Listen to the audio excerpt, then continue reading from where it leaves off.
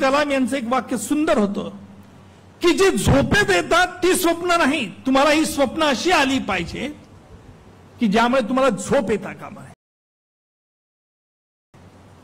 आणि म्हणून ही अशी झोप न येणारी स्वप्न म्हणजे वाटेल तशी तुम्ही म्हणाल की उद्या मला पंतप्रधान व्हायचं आहे, अशी स्वप्न ठेवू नका.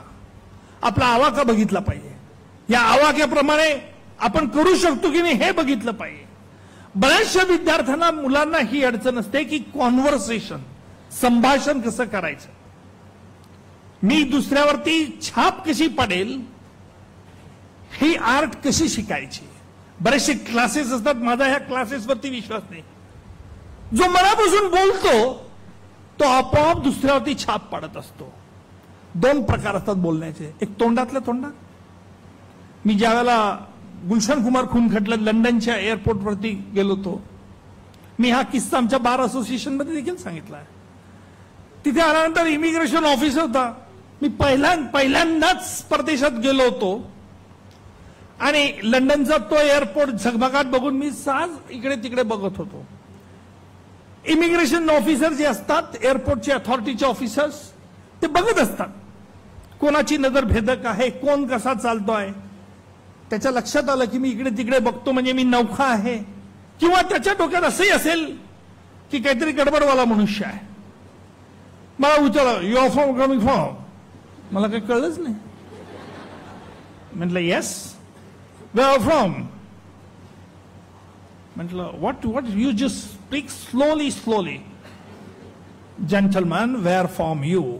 ओ म्हटलं I see I am from India, I am from Bombay. Oh I see, how you are come here? मग मी सांगितलं Gulshan Kumar murder, Crown Prosecution Service, त्यांच्या Crown Prosecution. Oh I see, you are lawyer. Okay, come inside. आपलं बोलणं कसं असतं, आपण काय म्हणू, wear are from coming, what is your work.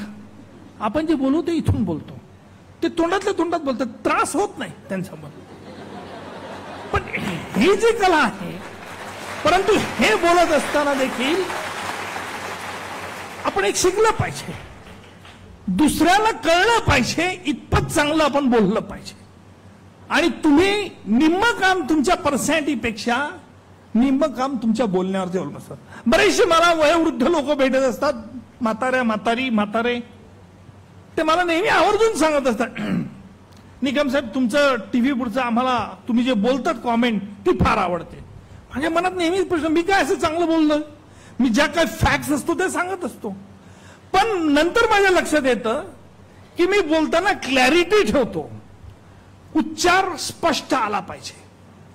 उच्चार स्पष्ट येऊन तुमच्या नसं म्हणजे इकडून तिकडून असं बोलता कामा नये.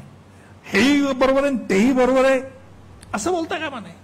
बोलायचं कसं, बोलताना शास्त्र कसं ठेवलं पाहिजे, कारण निम्म तुमचं इम्प्रेशन हे तुमच्या निम्म बोलण्यावरती अवलंबून असतं. मग तुमची कृती आणि मग तुमचं वर्तन